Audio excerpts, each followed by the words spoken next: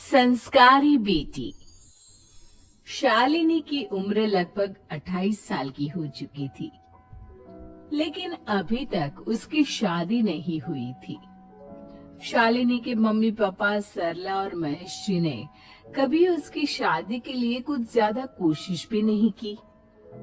शाली मन ही मन चाहती थी कि दूसरी सहेलियों की तरह उसका भी घर बस जाए, लेकिन वो अपने मम्मी पापा से ये बात कहती भी तो कैसे कहती। माँ जानती है, मेरी सहेली है ना शीतल, उससे बेटी हुई है, बड़ी प्यारी बच्ची है उसकी। अरे ये तो बहुत अच्छी बात है। उसकी शादी भी तो 4 साल पहले हो गई थी ना।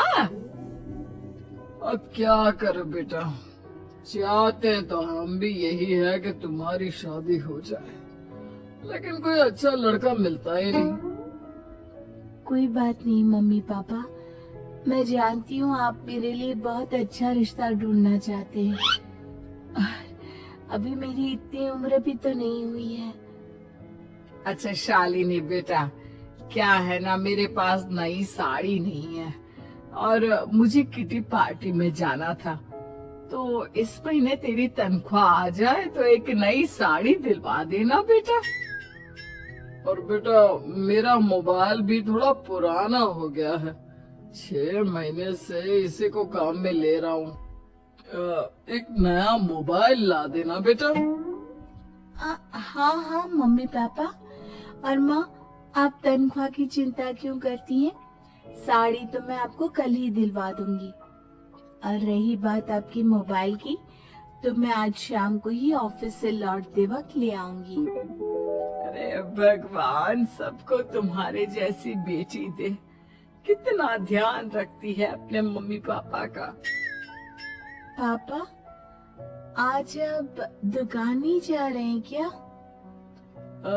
वो क्या है ना बेटा, मेरे सर में जरा दर्द हो रहा है, इसलिए आज दुकान जाने का मन नहीं है। पापा दवाई ले लीजिए और अगर हो सके तो चले जाइए। इस तरह दुकान बंद रहेगी तो ग्राहक आना बंद कर देंगे ना।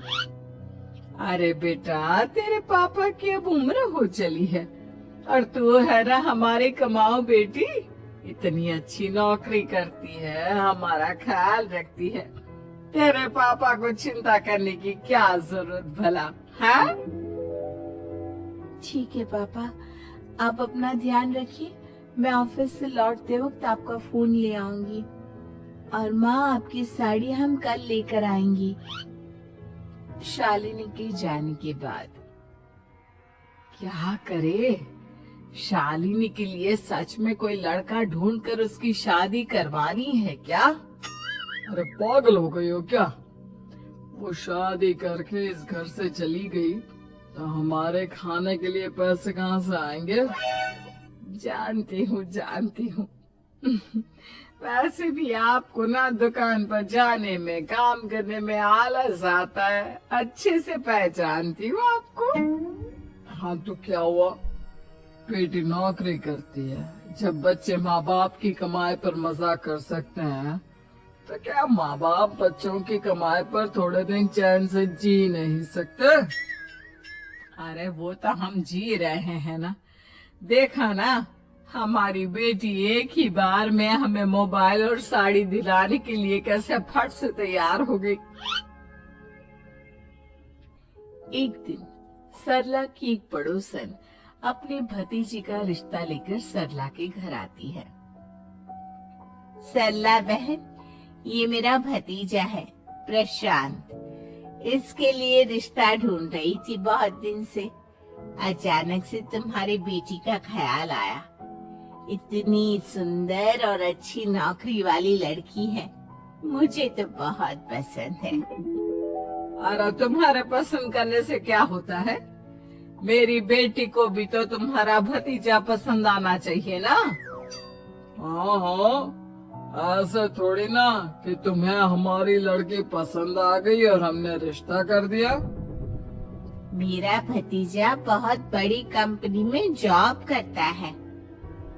अंकल जी, मैंने आपकी बेटी को देखा है, और वो मुझे बहुत पसंद है। हाँ हाँ, तुम्हें तो पसंद है, लेकिन हमें भी तो उससे एक बार पूछना पड़ेगा ना। तो बुलाइए ना शालिनी को, उससे पूछ लेते हैं कहाँ है वो। ऑफिस गई है और उसको आने में अभी देर लगेगी। लेकिन तभी शालिनी ऑफिस से आ गई। ये लीजिए, शालिनी भी आ गई। अब आमने सामने ही बात कर लेते हैं। आओ आओ शालिनी बेटा, इससे मिलो। मेरा भतीजा प्रशांत प्राइवेट कंपनी में अच्छी जॉब करता है। अब बेटा, तुम्हें ये लड़का पसंद है क्या? देखो बेटा, सोच समझ कर हाँ करना, तुम्हारे ऊपर कोई जबरदस्ती नहीं है। मम्मी पापा, प्रशांत की जॉब और उसकी बातें सुनकर मुझे तो काफी अच्छा लगा। मैं उससे शादी करने के लिए तैयार हूँ। ये लो, सारा मामला यहीं के यहीं निपट गया। लड़का और लड़की राजी हैं, तो अब हमें क्या। सरला की पड़ोसन और प्रशांत वहाँ से चले जाते हैं। अगले दिन, क्या हुआ मम्मी पापा, आप इतने उदास क्यों लग रहे हैं? वो क्या है ना बेटा, तुमने शादी के लिए हाँ कर दी उस लड़के के साथ। तो क्या हुआ माँ, उस लड़के में कोई खोट है क्या? आपको वो पसंद नहीं? अरे नहीं नहीं बेटा, जिसमें तुम्हारी खुशी उसमें हमारी खुशी। हमें भी लड़का पसंद है। तो फिर क्या बात है? अगर कुछ भी है तो आप मुझे बता सकते हैं। तुम्हारी माँ ये सोच सोच कर परेशान है कि तुम्हारे बाद हमारा क्या होगा। तुम हमारी इकलौती बेटी हो, हमारा बुढ़ापा कैसे कटेगा। अब बेटा, हम अपने बारे में सोचकर तुम्हें जिंदगी भर शादी करने से रोक तो नहीं सकते ना। जाओ, तुम अपनी जिंदगी में खुश रहो, हमारा क्या है, जैसे तैसे जी लेंगे। हाँ, बात तो सही है बेटा, कैसे भी करके मैं दुकान का काम कर लूंगा। तुम और प्रशांत शादी करके खुश रहो। अपने माँ बाप की बात सुनकर शालिनी काफी दुखी हो जाती है। उसे लगने लगता है कि वाकई में उसकी शादी हो जाने के बाद उसकी माँ और बाप का ख्याल कौन रखेगा। और यही सोचकर वो एक दिन प्रशांत से मिलती है। देखो प्रशांत, तुम मुझे बहुत पसंद हो, लेकिन मैं चाहकर भी तुमसे शादी नहीं कर सकती। अरे क्या हुआ शालिनी, क्या तुम मेरी किसी बात से परेशान हो? नहीं नहीं प्रशांत, मैं अपने माँ बाप की इकलौती संतान हूँ।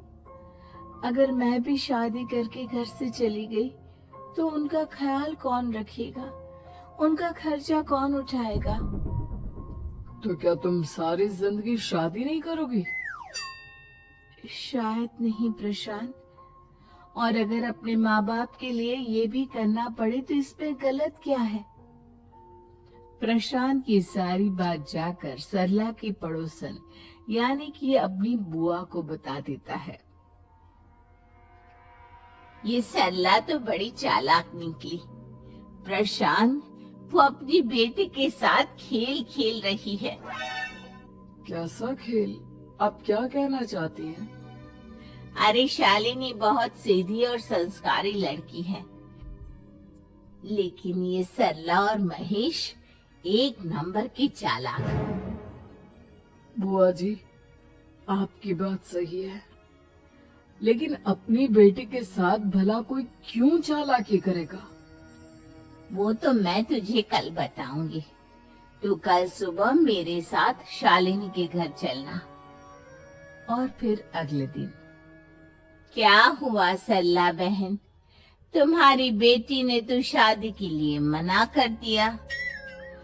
अब पता नहीं बहन जी क्यों मना कर दिया। हम तो चाहते थे कि बेटी की शादी धूमधाम से करें। हमारी तो बहुत इच्छा थी कि शालिनी की शादी प्रशांत के साथ हो जाए, लेकिन अब क्या करे, वही नहीं चाहती। आंटी जी, शादी के बाद मुझे अपने माँ बाप की बहुत चिंता रहेगी। उनका ख्याल कौन रखेगा? और इसलिए मैं प्रशांत तो क्या, किसी से भी शादी नहीं करना चाहती। अंधी हो गई हो क्या माँ बाप के प्यार में? पहले जरा अपने माँ बाप से सच तो पूछ लो। कैसा सच? यही सच शालिनी, कि ये तुम्हारे सगे माँ बाप नहीं है और तुम इनके लिए सिर्फ पैसे कमाने का एक जरिया हो। अरे अरे, यह तुम क्या कह रही हो? सच ही तो कह रही हूँ भाई साहब। अब सीधे सीधे अपनी बेटी को अपनी सच्चाई बताओगे या फिर मैं कोई दूसरा तरीका निकालूं? हमें माफ कर दो शालिनी। वो क्या है ना, हमारी कोई औलाद नहीं थी और जब तुम छोटी थी तो हमने तुम्हें गोद ले लिया था। तो इस नाते तो मैं आपकी बेटी ही हुई ना। लेकिन तुम्हें गोद लेने का हमारा सिर्फ एक ही मकसद था कि बड़ी होकर तुम नौकरी करो और हमारे लिए पैसे कमाओ, क्योंकि तुम्हारे पापा को काम करने में बहुत आलस आता है। और ये सच है कि हम ही नहीं चाहते थे कि तुम्हारी कभी भी शादी हो। कोई बात नहीं मम्मी पापा, आपने मुझे गोद लिया, पाल पोस कर बड़ा किया। भले ही उसके पीछे आपका कोई भी इरादा सही, लेकिन मैं आपकी बेटी हूँ। शादी तो मैं प्रशांत के साथ कर लूंगी, लेकिन उसके बाद भी जिंदगी भर आप दोनों का ख्याल रखूंगी। शालिनी की बातें सुनकर सरला और महेश को अपनी गलती का एहसास होता है और वो उससे माफी मांगते हैं।